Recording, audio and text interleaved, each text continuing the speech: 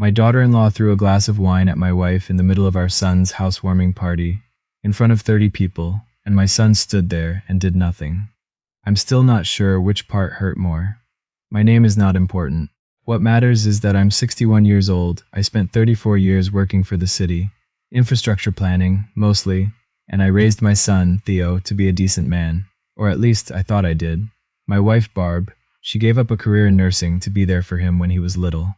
She packed his lunches until he was 13 because he was a picky eater, and she didn't want him going hungry. She drove him to hockey practice at 5:30 in the morning for 6 winters. She cried at his university graduation harder than I've ever seen a person cry. And Chloe threw wine at her. That sentence still doesn't feel real when I say it out loud, but it happened. It happened, and I need to explain how we got there.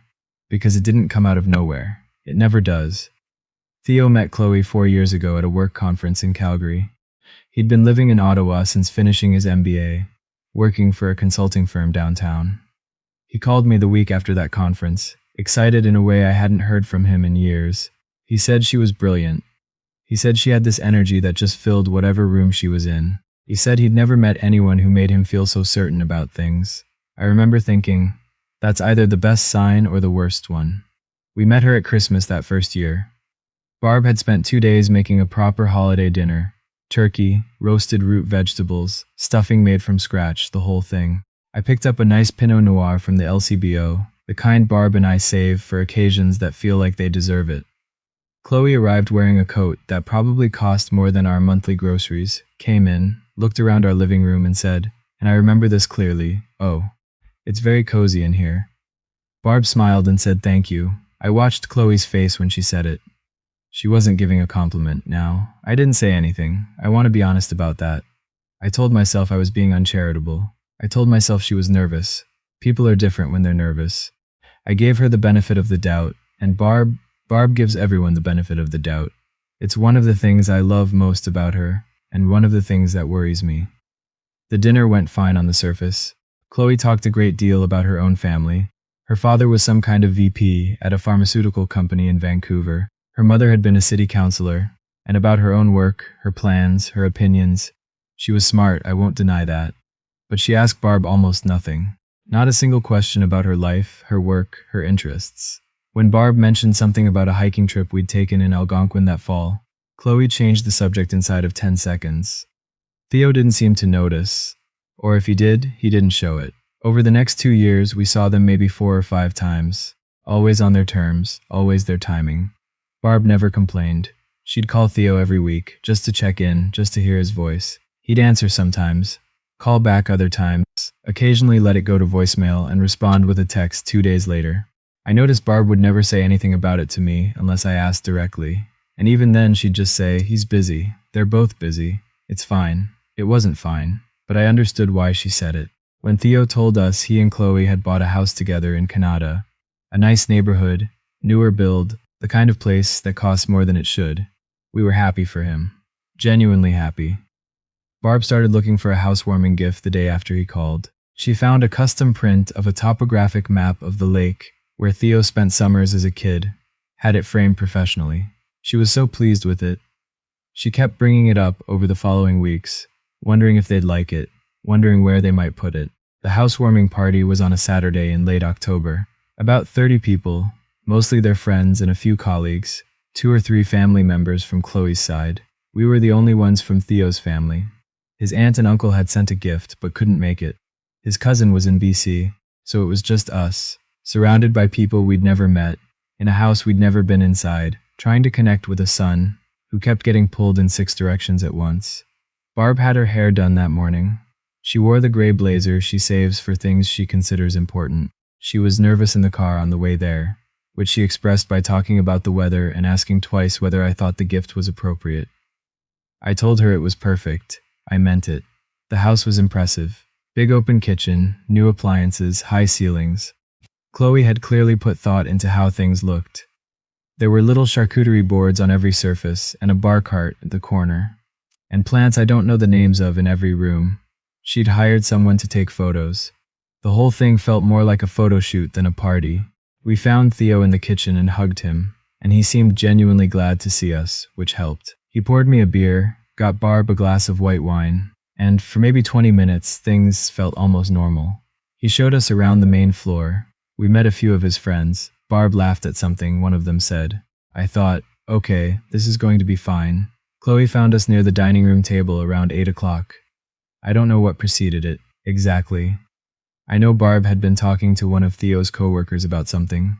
I was half listening. I'd been caught up in a conversation nearby about the senators. What I know is that I turned around, and Chloe was standing next to Barb with an expression on her face I can only describe as controlled fury. The kind of face someone makes when they've decided to do something and have already stopped asking themselves whether they should. Barb was in the middle of a sentence. Chloe cut her off. She said, and I'm going to give you the exact words because I've replayed them enough times to have them memorized. I need you to stop telling people how close you and Theo are. You're embarrassing him, and you're embarrassing yourself. The room didn't go quiet. That only happens in movies. But the three people standing closest to us heard it. I saw it on their faces. Barb stopped talking. She looked at Chloe the way you look at someone when you're not sure you heard them correctly. And then Chloe picked up her own glass of red wine, and she poured it. Not through it, poured it, deliberately, down the front of Barb's blazer. She said, "You should probably go clean up, and then you should probably go home." I didn't move for a second. I want to say I sprang into action, but that's not the truth. The truth is, I stood there for 1 or 2 seconds, completely unable to process what I'd just seen. It was one of those moments where your brain refuses to accept the information your eyes are giving it. I looked at Theo. He was across the room. He'd seen it. I know he'd seen it because his face had gone the color of chalk. He was looking at Barb, at the wine spreading across her blazer, at her trying to hold herself together in front of a room full of strangers. He did not move. He did not say a single word. I walked to Barb. I put my hand on her back and I said quietly, "Get your coat." I didn't say anything to Chloe. I didn't say anything to Theo. I guided my wife through that room, past all those people, past the charcuterie boards and the bar cart and the plants I don't know the names of, and I got us out the door. In the car, Barb held a fistful of paper towels from the bathroom against her blazer and stared out the window. She didn't cry. I think she was in shock, honestly. I kept my eyes on the road and both hands on the wheel because that was the only way I could trust myself not to turn the car around.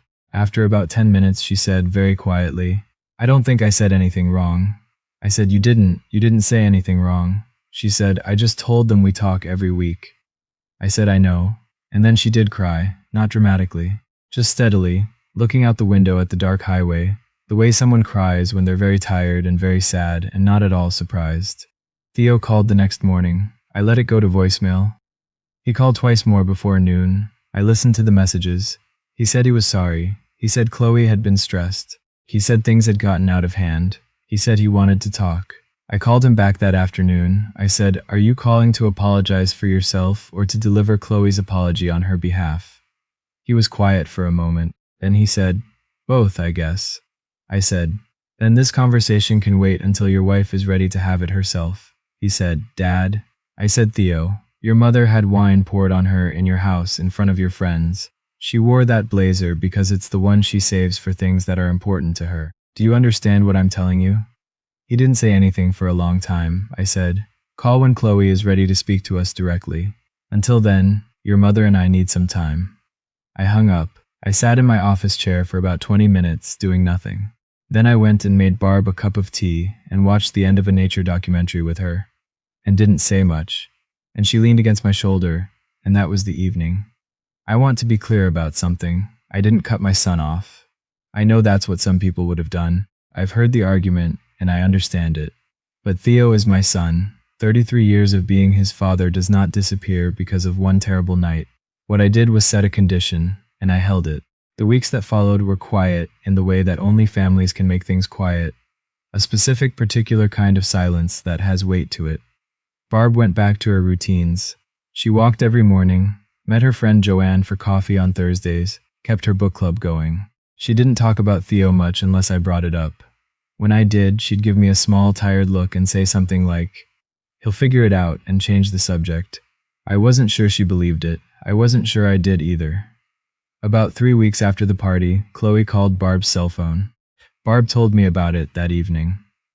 She said Chloe had talked for about 4 minutes, mostly explaining that she'd been under enormous pressure. that the party had been a source of anxiety for her, that she felt Barb had been trying to undermine her in front of her friends by talking about her relationship with Theo. Barb listened. At the end, she asked one question. She said, "Chloe, do you think what you did was wrong?" Chloe said, "I think things escalated." Barb said, "That's not what I asked." Chloe didn't answer. Barb said, "I appreciate you calling," and ended the conversation. She told me this calmly, without dramatics, over dinner. Then she passed me the salad tongs and asked if I'd remembered to mail the hydro bill. I think that was the moment I understood the full measure of the woman I'd married. I met Theo for breakfast about a month after the party. His idea. We went to a diner near his office downtown, a place he used to love when he first moved to Ottawa. He looked tired. He looked the way you look when you've been having the same argument in your head for weeks without resolution. He said, "I know I should have said something that night." I said, "You should have." He said, "I froze." I said, "I know you did. I'm not sure that makes it better, but I know that's what happened." He said, "She's not who you think she is." I said, "Theo." I waited until he looked at me. "I don't think anything about her. I've watched her. I've watched how she treats your mother, how she changes the subject when your mother talks, how she introduces you without mentioning your family. I haven't formed an opinion. I've just paid attention." He looked at his coffee cup for a long time. He said, "She grew up in a different kind of family." I said, "A lot of people grow up in difficult families and still manage not to pour wine on their mothers-in-law." He almost smiled. Then he didn't. I paid for breakfast. I told him I loved him and that I always would. I told him that didn't mean I would pretend the last month hadn't happened. I told him his mother needed to be treated like a person, not a problem, and that this was not a complicated thing to understand. I drove back to Barrington and told Barb about it over lunch. She listened, asked a few questions, then said, "I hope she goes to therapy. I mean it sincerely, not as an insult. I hope she talks to someone." That's Barb. What I didn't know at that point was that something had already started shifting. Theo had been talking to someone too, a counselor, which I learned about 2 months later. He'd started going about a week after the party. He told me this quietly, matter-of-factly, like it was just a detail of his week, but I understood what it cost him to say it. He is my son. I know him. In January, Chloe and Theo came to our house for dinner for the first time. Barb made pasta. Nothing elaborate, just a good simple meal, the kind she makes when she wants things to feel normal rather than performative. Chloe came in, took off her boots at the door, and stood in our kitchen looking uncertain in a way I hadn't seen from her before. She said, and I'll give her this, she didn't lead with excuses. "I want to apologize to you both. What I did at our housewarming was cruel. I know it was cruel. I don't have an explanation that makes it acceptable." Barb looked at her for a moment. Then she said, "Thank you for saying that. That was it." No long speech, no list of conditions, no performance. We sat down to pasta, and it was awkward, genuinely awkward, in the way that honest things often are. Nobody pretended otherwise. Chloe asked Barb about the hiking, which caught Barb off guard. Theo talked about something happening at work. I told a story about a permit dispute I'd dealt with 30 years ago that I find funny and nobody else really does. And for some reason that night, everybody at the table laughed, and the tension broke a little. Not all the way, but a little. Things are not fixed. I want to be clear about that too, because I think stories like this get told as if there's a clean ending, and there isn't one. Chloe still has a way of making herself the center of any room she's in.